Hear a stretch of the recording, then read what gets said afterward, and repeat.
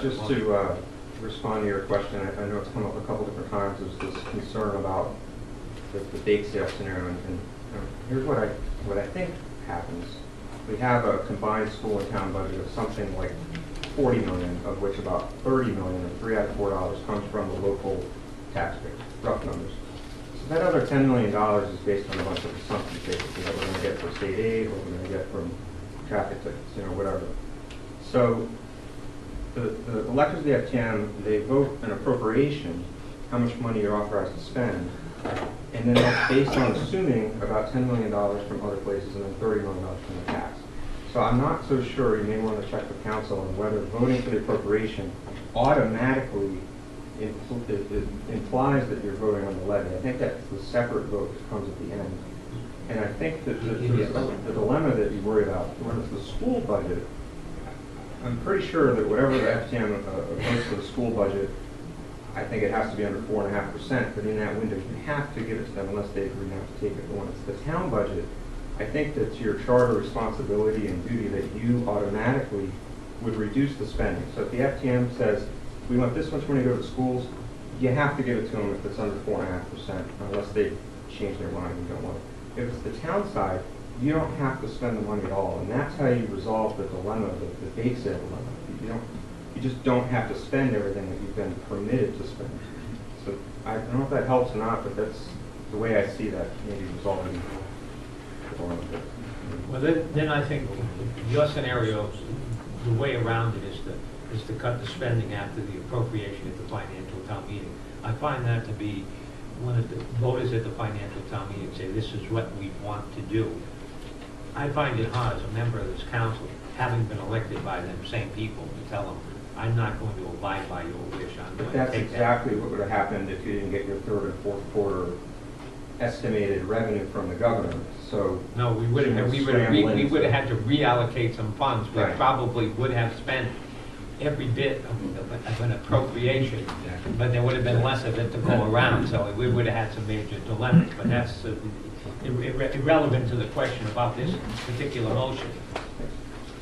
What's the difference between a motion to approve excess levy and a motion to approve,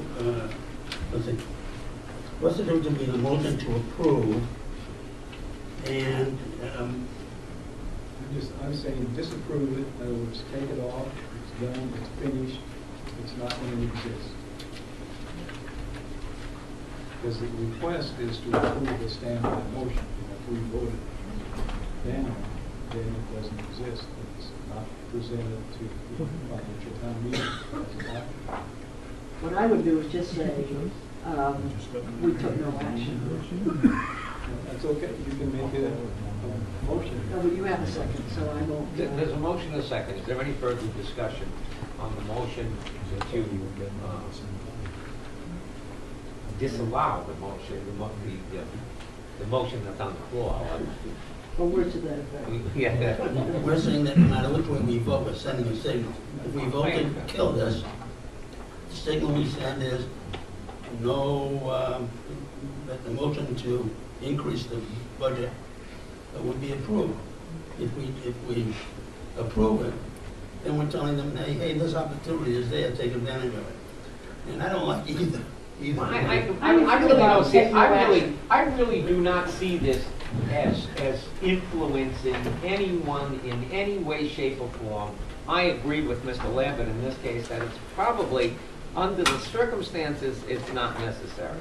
Had the budget proposal or recommendation gone over the cap, maybe this motion would be in order because we knew we were going to have to do something. We don't know.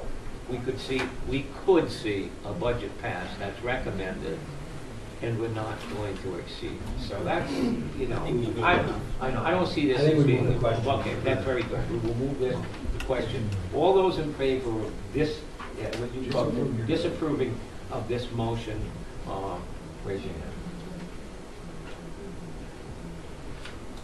hand. Against. You will abstain. The motion carries.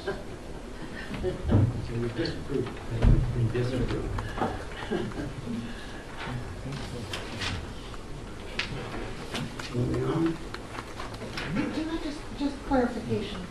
as to why this came up. It's hopefully not.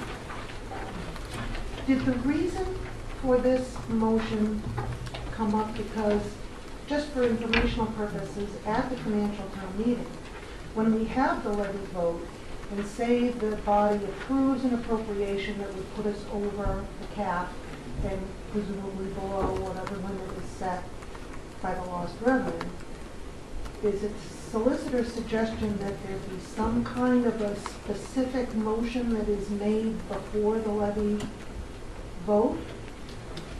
Or can we talk about this in a later date? Well, we can't, because my thing is, then somebody makes that motion, and it can be a prepared motion or whatever, but it doesn't have to be something that you voted to bring there with you.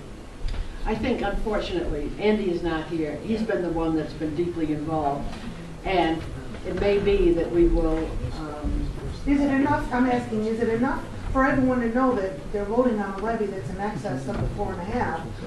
Or do we have to don't you think, spell it out in? yeah, that's going to be sort of central to the financial town meeting. Okay. I mean, if people don't know that that is a major issue, then I guess we do have issues, but. If the financial town meeting comes out of the meeting with an amount of money that exceeds the level, then it comes back to the council for their vote. Is this council going to vote no when the people have voted yes? It doesn't make sense, and I don't see it getting approved here. I think we got 5 out of 6 votes on this council for approving it. Well, let's see what the financial town meeting does. Yeah. Before we Oh, discuss yeah. what the council votes.